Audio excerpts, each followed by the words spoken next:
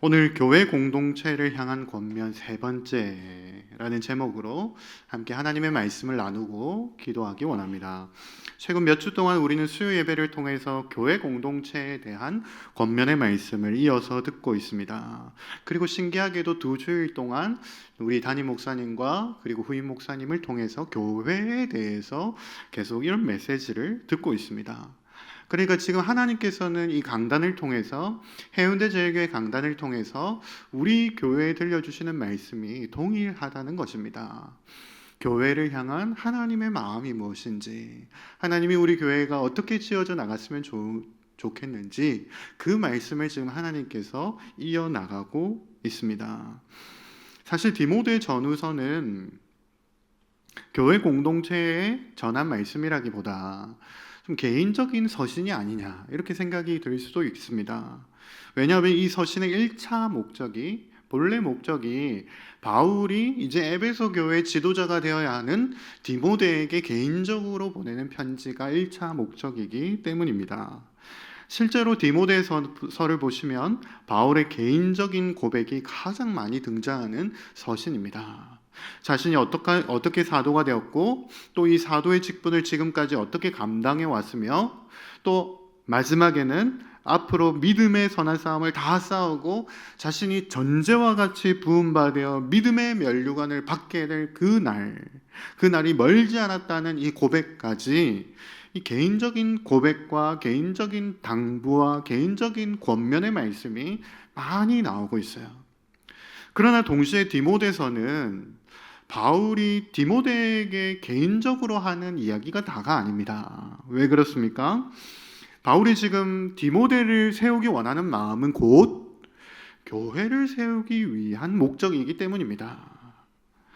바울 자신이 떠난 후에 교회를 걱정하면서 교회를 세우기 원하는 마음으로 디모데를 세우고자 하는 것이 이 디모데서에 담긴 바울의 본심이라는 겁니다. 그래서 디모데서를 우리가 이렇게 정의할 수가 있겠습니다. 가장 개인적인 권면이면서도 가장 친근감이 느껴지는 교회 공동체를 향한 권면의 말씀. 오늘 우리가 이 말씀을 통해서 우리 교회를 향한 하나님의 친밀하고 친근한 하나님의 권면의 말씀, 마치 우리 어머니가 말씀하시는 그 친근감이 느껴지는 권면의 말씀으로 들려지는 시간이 되기를 원합니다. 오늘 먼저 본문을 살펴보기 전에 교회란 무엇인가, 교회가 무엇인지 다시 한번 정의를 내려보는 시간을 갖기 원합니다. 저는 오늘 바울의 논리를 따라서 교회가 아닌 모습부터 한번 생각해 보고자 합니다. 이런 정의 방법은 마치 우리가 좋은 몸 상태, 건강한 몸 상태를 바르게 알기 위해서 좋지 않은 몸 상태, 건강이 나쁜 몸 상태를 먼저 생각하고 건강이 무엇인지 명확하게 정의를 내리는 방법인데요. 미국 상원 의원의 채플 목사였던 리처드 헬버슨 목사님이 어느 날 미국 상원에서 채플을 인도하는 중에 이렇게 교회를 정의했습니다. 교회는 그리스로 이동해 철학이 되었고, 로마로 옮겨가서 제도가 되었으며, 유럽에 가서는 문화가 되었다. 그리고 마침내 미국으로 와서는 기업이 되었다. 여기에 덧붙여서 우리나라의 한 영화 감독은 또 이렇게 덧붙였습니다. 한국 교회가 한국으로 와서는 대기업이 되었다. 그러니까 교회가 기업 혹은 대기업이 되었다라는 말은 교회가 세상을 이롭게 하고 세상이 살맛나는 세상이 되기 위해서 이바지하고 있는 것이 아니라 자기들만의 이익을 위해서, 그것이 영적이든지 물질적이든지 자기들만의 이익을 추구하는 모습으로 변질되었다는 좀 뼈아픈 지적입니다. 예수님은 분명히 우리가 세상의 빛과 소금이라고 말씀하셨습니다. 세상에 녹아들어서 세상이 살맛나는 세상이 되도록, 세상이 행복한 세상이 되고 세상이 부패하지 않도록 교회가 그런 역할을 감당해야 된다고 말씀하셨습니다. 그러나 안타깝게도 지금은 교회가 그 역할을 제대로 감당하지 못하고 있다는 것입니다. 우리는 지금 모두 교회 안에서는 다 프로들입니다. 교회 안에서 하는 교회 활동, 신앙생활 이런 것들에 있어서는 다 모두가 다 프로페셔널해요. 전 세계 교회가 부러워하는 기도 문화, 새벽 기도, 금요 철야, 평일에도 교회가 모여서 드리는 수요 예배, 정말 프로페셔널한 교회 문화를 우리가 가지고 있습니다.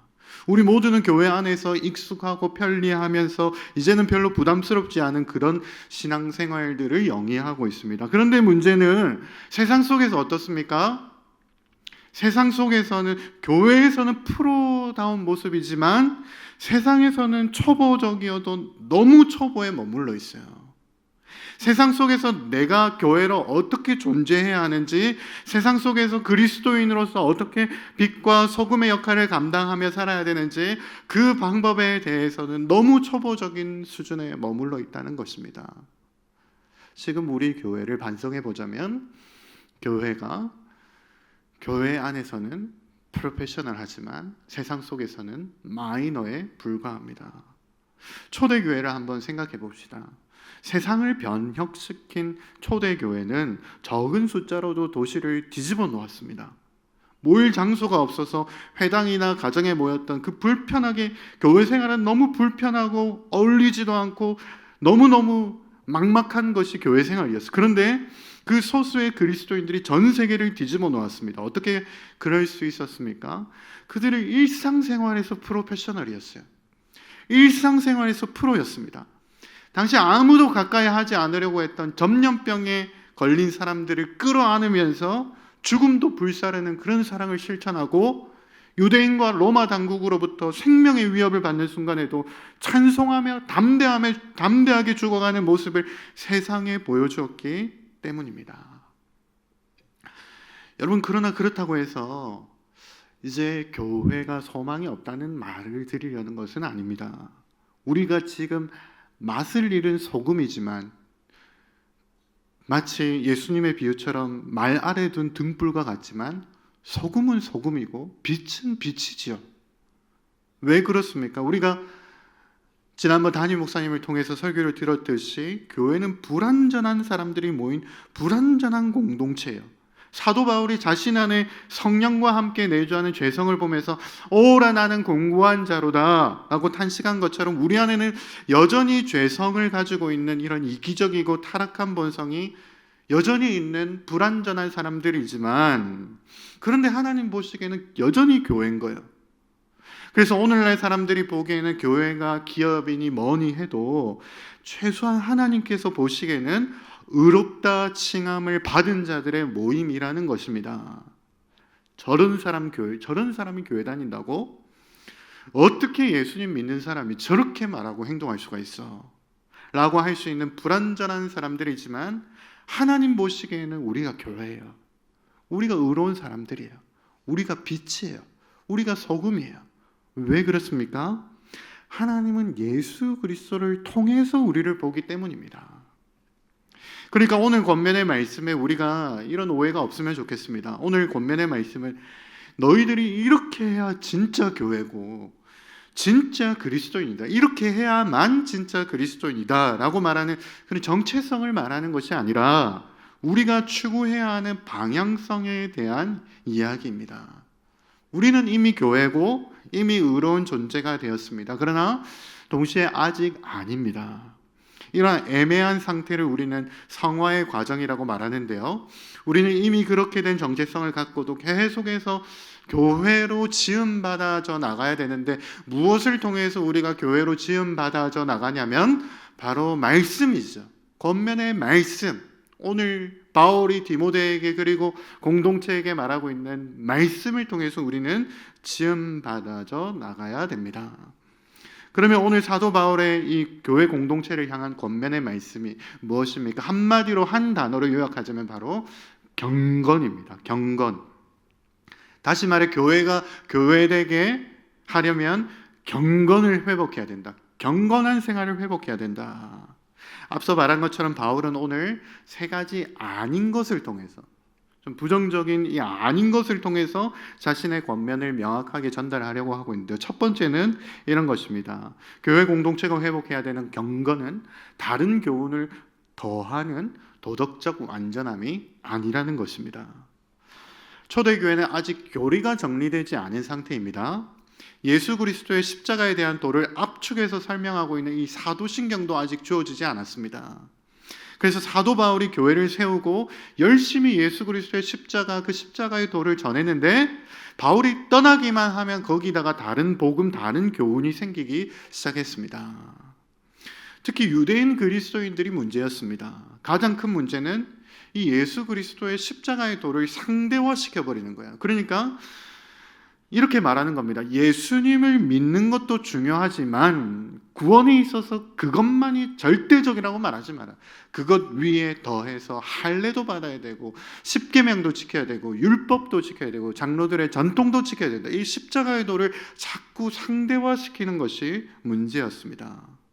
이것에 대해 사도 바울은 이렇게 권면합니다. 오늘 3절 말씀이죠. 누구든지 다른 교훈을 하며 바른 말 곧 우리 주 예수 그리스도의 말씀과 경건에 관한 교훈을 따르지 아니하면, 여러분 세속적인 가치관은 다다익선입니다. 남들보다 더 많이 갖고 더 넓은 집에 살면서 더 좋은 차도 많이 타고 살아야 성공이라고 말합니다. 그래서 어떻게 해서든 남들보다 더 가져야 평안하고 편안하게 두 발을 뻗고 잘 수가 있는 거예요. 오늘 바울이 말하는 다른 교훈이 아니다라는 말은 이런 세속적인 가치관에서 비롯된 것을 반대하는 겁니다. 이 유대인 그리스도인들은 예수님을 믿는 것만으로는 부족하다는 것입니다. 유대인 그리스도인들이 이방인 그리스도인들을 향해서 너희는 예수님밖에 모르지, 그걸로는 부족해, 예수님 믿고 할례도 행하고 십계명도 지키고 이렇게 해야 더 안전해, 너희의 구원이 더 안전하게 확실해질 수 있어. 그런데 바울은 이들과 완전히 반대로 말합니다. 진정한 경건은 더하기가 아니라 뺄셈이라고 이야기하는 겁니다. 성도 여러분, 우리가 진정한 교회의 모습을 회복하기 위해서는 덧셈이 아니라 빼기를 잘해야 합니다. 지금 우리 신앙의 위기는 뭔가 모자라서 부족해서 뭔가가 없어서 문제가 아닙니다. 도리어 너무 많아서, 너무 넘쳐서, 너무 부족하지 않아서 문제입니다. 예수님 믿고 이것도 하고 저것도 하고 교회가 이런 것도 하고 저런 것도 하고 너무 많아서 문제입니다. 예수님이면 충분하다. 정말로 내게는 예수님밖에 없구나. 오직 예수 그리스도 외에는 내게 어떤 것도 필요하지 않다. 여러분, 우리가 회복해야 할 경건은 도덕적 완전함이 아닙니다. 다른 교훈이 자꾸 더해지는 게 아닙니다. 오히려 신앙의 연수가 깊어지면 깊어질수록 진짜 예수님밖에 없구나, 의지할 것이 내 안에는 하나도 없고 예수님밖에 없구나, 그것을 깨닫는 겁니다. 우리가 교회 공동체 안에서 회복해야 하는 것은 예수님 믿는 것 외에 그 위에다가 도덕적 완전함을 계속해서 더하는 것이 아닙니다. 오히려 예수님을 믿으면 믿을수록 나 자신에 대해서 더 절망하게 됩니다. 어떻게 나 같은 사람도 구원해 주셨지? 어떻게 나 같은 사람을 불러주셨지? 그 은혜가 한량없고 측량할 수 없고 다 알 수 없음을 고백하게 되면서 이렇게 말할 수밖에 없는 겁니다. 정말로 예수님 당신이 나의 전부입니다. 나는 아무것도 안 합니다. 나는 좀 빼주십시오. 내가 인정받고 내가 옳게 되고 내가 뭔가 하는 것 나는 좀 빼주세요. 예수님이면 충분합니다. 우리가 이것을 회복해야 될 줄로 믿습니다. 둘째로, 경건은 더 나은 사람이 되는 것이 아닙니다. 첫 번째는 더 하는 것이 아니라고 한다면, 두 번째는 경건은 더 나은 사람이 되는 것도 아닙니다. 경건이 도덕적 완전함을 추구하는 것이 아니다, 이 말인 예수님 믿는 것으로 충분하다고 해서 다른 사람에 대해서 도덕적인 의무를 하지 않아도 된다, 이런 말은 아닙니다. 도리어 예수님을 믿는 것만이 반대로 예수님을 붙들고 예수님을 의지하고 예수님을 향할 때 우리가 다른 사람과의 관계를 올바르게 정립할 수가 있습니다. 반대로 말하자면 예수님을 믿지 않으면, 예수님을 의지하지 않으면 그 관계는 전부 다 어그러질 수밖에 없어요. 칼빈은 우리 마음이 우상을 만들어내는 공장이다, 공장. 전부 자기 중심적으로 예수님을 섬기고 교회를 섬기고 봉사하고 예배드린다는 미명하에 공장을 만들어내는 거예요. 요즘 젊은 사람들은 가스라이팅이라는 말을 자주 사용합니다. 가스라이팅은 쉽게 말해서 상대방이 나를 의존하게 만드는 고도의 심리적인 기술입니다. 너는 내가 아니면 안 돼 라는 식으로 이야기하고 행동하면서 상대방이 스스로 판단하고 살아가지 못하도록 하는 것이 바로 가스라이팅입니다. 그러니까 이 가스라이팅으로 맺어진 관계는 겉으로 보면은 가해자가 참 좋은 사람으로 보입니다. 한 사람을 위해서 어떻게 그렇게까지 헌신하고 도와주고 상담해주고 어루만져 줄 수 있는지 정말 신기하기까지도 해 보입니다. 그런데 그 가해자의 목적이 바로 그거예요. 자기가 다른 사람에게 이렇게 좋은 사람으로 비치고 인류애가 뛰어난 다른 사람보다 내가 뭔가 더 나은 사람으로 보여지는 그게 그 사람의 목적이에요. 아이러니하게도 우리가 정말 신앙생활 안에서 이런 가스라이팅을 조심해야 합니다. 특히 속으로 안에서 셀 안에서 너는 내가 아니면 안 돼 이런 식으로 나를 의존하게 만들어서 교회 생활을 하게 만드는 것 정말로 조심해야 합니다. 우리가 영혼을 섬기는 이유와 목적은 그 한 사람이 예수 그리스도께 위탁되어지고 예수 그리스도께 헌신되어지도록 돕는, 그러니까 진정한 목자장이신 예수님을 향하도록 섬기는 것이지, 우리를 나 자신을 의존하게 만든다면 우리는 신앙이라는 이름으로 가스라이팅을 하고 있는 거예요. 가스라이팅과 섬김은 겉으로 보면 똑같습니다. 신방하고 그 사람을 위해 기도하고 말씀을 나누고 모임에 나오도록 독려하고 똑같습니다. 그런데 그 목적이 다른 거예요. 목적이 내가 좋은 셀 목자, 내가 좋은 리더, 내가 좋은 교사로 다른 사람에게 비춰지기 위해서, 목사님께 장로님께 인정받기 위해서 한다면 정말로 위험한 가스라이팅이 될 수 있습니다. 칼빈이 그렇게 이야기했다고 하잖아요. 우리는 하나님을 섬긴다라고 말하지만 우리 마음이 이 우상을 만드는 공장이라고요. 그러면 이렇게 교회 이런 사람들이 많아지고 이렇게 교회를 섬겨 나가면 실제로 어떤 문제가 생깁니까? 4절에 그는 교만하여 아무것도 알지 못하고 변론과 언쟁을 좋아하는 자니 이로써 투기와 분쟁과 비방과 악한 생각이 나며, 자꾸 다른 사람을 정죄합니다. 저 사람 저렇게 해서는 안 되는데, 저 사람이 이렇게 돼야 하는데, 저 사람이 이렇게 성장할 수 있도록 내 경험으로, 내 지식으로, 내 연륜으로, 이런 권면의 말로 내가 도와줘야 되겠다 라고 하면서 서로 견제하고 경쟁하며 투기하며 분쟁하며 비방하며 다툼을 일으키는 겁니다. 여러분, 성도를 온전하게 하며 믿음의 조요 우리를 온전케 하시는 분은 오직 예수 그리스도이십니다. 우리는 교회 공동체 안에서 한 몸으로 연결되어져 있습니다. 그러나 그 각 마디가 움직이고 몸으로 그 각 마디가 정상적으로 기능하기 위해서는 반드시 예수 그리스도와 온전하게 연결되어져 있어야 합니다.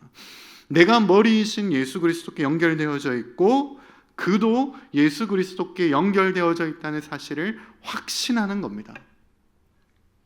그런데 교회 공동체의 분쟁과 비방과 다툼은 어디서 일어납니까?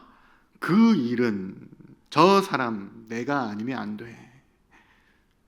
내가 남들보다, 그래도 내가 남들보다 이 일에 있어서는 저 사람에서 있어서만큼은 내가 더 나은 사람, 내가 더 잘 알아 라고, 내가 더 나은 사람이라고 확신하는 교만이 문제입니다. 예수님은 종이 할 일을 다 마친 후에 다른 사람에게 이렇게 말하는 것이 옳다라고 말씀하셨습니다.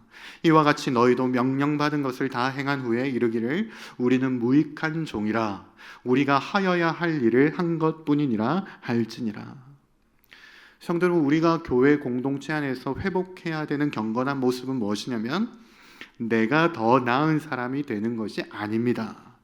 도리어 나보다 남을 더 낮게 여기고 자신을 낮추어서 무익한 종으로 여길 뿐만 아니라 바울처럼 오호라 나는 공고한 자로다, 누가 이 사망의 몸에서 나를 건져내랴, 자기에게 절망하는 사람, 자기는 안 된다고 자기에게 절망하면서, 이런 사람들을 통해서 하나님은 교회 공동체를 세워나가십니다. 마지막 세 번째로 경건은 더 많이가 아닙니다. 교회 공동체 안에서 남보다 더 나은 사람이 되려고 이렇게 다른 사람을 견제하고 다투는 자들의 본심은 이런 것입니다. 5절에 마음이 부패하여지고 진리를 잃어버려 경건을 이익의 방도로 생각하는 자들의 다툼이 일어나느니라. 경건생활, 즉 신앙생활을 자기 이익의 방도로 생각하는 것입니다. 그러니까 쉽게 이야기해서 교회에서 예배드리고 봉사하고 섬기는 모양은 같지만 그 신앙생활을 하는 목적이 자기 자신인 거예요. 자기 이익을 추구하는 거예요. 예배를 드렸으니까 내 일이 잘 돼야 되고, 봉사를 했으니까 나도 봉사받아야 되고, 섬기면 복을 받기를 원하는 거예요. 물론 여러분, 하나님은 우리가 예배드리고 섬기고 봉사할 때 복을 주십니다. 안 준다는 거 아니에요. 그런데 이런 사람도 있습니다. 6절에 이런 사람도 있어요. 그러나 자족하는 마음이 있으면 경건은 큰 이익이 되느니라. 무슨 말씀입니까? 경건 자체로, 신앙생활 자체로 만족하고 자족하는 사람이 있다는 거예요. 이번 한 주간 일이 잘 안 되었는데, 일이 뭔가 잘 안 풀렸는데 예배 드리는 것으로 너무 감사하고 봉사하고 섬기는 것 그 자체로 너무 만족하는 사람이 있다는 것입니다. 이런 사람들은 경건생활, 신앙생활, 교회생활이 자기 이익의 수단이 아니라 그것 자체가 복으로 여기는 사람들이 있다는 것입니다. 어떤 사람은 교회가 평안하고 가정이 화목하고 아무리 돈이 많아도 만족하지 못하는 사람이 있습니다. 반대로 이 모든 것이 없어도 하나님으로 인해 만족하는 사람이 또 있다는 것입니다. 이런 사람들에게는 경건생활, 신앙생활 자체가 큰 이익이다라고 이렇게 말씀하고 있습니다. 여러분, 바울은 지금 더 많이 추구하는 삶과 자족하는 삶을 비교하고 있습니다. 성경은 줄곧 우리가 부하려 하는 자들에 대해서 이렇게 경고합니다. 지혜자 아굴이 잠언에 이렇게 기도했죠. 나를 가난하게도 마옵시고 부하게도 마옵시고 오직 필요한 양식으로 나를 먹이시옵소서. 혹 내가 배불러서 하나님을 모른다 여호와가 누구냐 할까 하며. 예수님도 돈을 더 많이 가지려는 삶을 하나님을 갈망하는 마음과 비교하면서 너희가 두 주인을 섬길 수 없다 경고했는데, 오늘 바울은 10절에 이렇게 경고합니다. 돈을 사랑함이 일만하게 뿌리가 되나니 이것을 탐내는 자들은 미혹을 받아 믿음에서 떠나 많은 근심으로써 자기를 찔렀도다. 여러분, 돈 자체가 문제가 아닙니다. 돈은 선도 아니고 악도 아닙니다. 그런데 돈을 사랑하는 그 마음, 더 많이 갖고 싶어하는 마음, 더 갖고 싶어하는 마음, 그 마음이 일만하게 뿌리가 된다는 것입니다. 바울이 지금 경건을 이야기하면서 왜 이 이야기를 하는 것입니까? 아무리 교회에서 하는 경건생활, 이 경건생활을 추구해도 이 돈 문제에서 넘어지면 다 무너지는 거예요. 그래서 우리가 교회 공동체 안에서 회복해야 되는 세 번째 경건은 더 많이가 아니라 자족하는 마음입니다. 이제 말씀을 맺기 원합니다. 오늘 바울은 우리에게 디모데전서라는 이 친밀한 편지를 통해서 교회 공동체가 회복해야 하는 경건을 세 가지로 이야기하고 있습니다. 첫 번째, 경건은 더하기가 아닙니다. 두 번째, 경건은 더 나음이 아닙니다. 세 번째, 경건은 더 많이가 아닙니다. 그러면 오늘 말씀을 통해 우리가 교회 공동체 안에서 회복해야 되는 경건한 모습은 어떤 모습입니까? 더 빼기이며 더 낮음이며 더 비움입니다. 이번 주에 저희 목장 식구들과 함께 식사의 교제를 나누는 중에 후임 목사님에 대해서 이런 이야기를 나누게 되었습니다. 목사님, 하나님께서 저희가 기도하고 기대한 것보다 더 좋은 분을 보내주신 것 같아요. 이제 저희는 이 목사님을 통해서 변화될 준비를 하면 되겠습니다. 너무 멋있죠? 제가 이 이야기를 듣는데 발상의 전환이 일어났습니다. 그동안 저는 후임 목사님이 새로운 시대를 열어갈 준비가 되게 해달라고, 그렇게 후임 목사님이 준비가 되게 해달라고 기도했는데, 이분의 고백을 듣고 기도 제목이 바뀌었어요. 후임 목사님께서 준비되는 것은 하나님이 하고 계시고 우리 한 사람 한 사람이 허락하신 새 땅에 들어갈 준비가 되게 하옵소서. 아멘이십니까? 지금까지 하나님께서 인도하신 것을 보면 하나님은 우리 교회에 우리가 기도하고 기대하는 것보다 훨씬 더 큰 부흥을 준비하고 계신 줄로 믿습니다. 이제 중요한 건 우리 자신이에요. 우리 자신이 허락하신 새 땅에 들어갈 준비가 되었는가? 우리 자신이 하나님께서 반드시 새 시대를 이루실 것인데 우리 자신이 이 새 시대에 뒤로 물러난 자들이 아니라 새 시대의 주역이 될 준비가 되었는가? 오늘 말씀을 적용해 보자면 어떻게 준비되어져야 합니까? 예수 그리스도 외에 지금 더한 것 그것을 과감하게 벗어버리고 더 낮은 곳으로 더 내려놓고 비우는 진정한 경건으로 우리가 준비되어야 될 줄로 믿습니다. 그리고 이러한 경건의 모델이 되시는 분 누구십니까? 예수 그리스도. 빌립보서 2장 8절에서 9절 뭐라고 말씀합니까? 오히려 자기를 비워 종의 형체를 가지사 사람들과 같이 되셨고 사람의 모양으로 나타나사 자기를 낮추시고 죽기까지 복종하셨으니 곧 십자가에서 죽으심이라.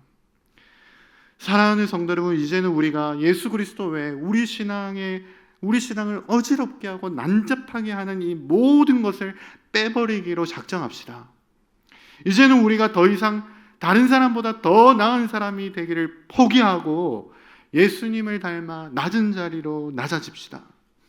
이제 우리가 우리를 일만하게 뿌리가 되게 하는 이 더 많이라는 세속적인 가치관을 내려놓고 모든 것을 예수님을 위해서 이제는 모든 것을 다 비우기로 작정합시다. 그렇게 할 때 우리는 하나님께서 열어가시는 새로운 시대 뒤로 물러난 자들이 아니라 주역으로 세워지게 될 것입니다. 그리고 세상은 그제서야 우리를 통해 예수 그리스도를 보게 될 것입니다. 더 하려고 하고 더 나아지려고 하고 더 많이 가지려고 하는 이런 기업의 모습이 아니라 진실로 우리가 이런 경건을 회복할 때 세상은 우리를 통해 진짜 교회를 보게 될 것이고 바로 예수 그리스도를 보게 될 것입니다. 저와 여러분들 한 사람 한 사람이 이러한 모습으로 믿음의 주역으로 새로운 시대, 새로운 부흥의 주역으로 세워져 나가게 되시기를 예수님의 이름으로 축복합니다.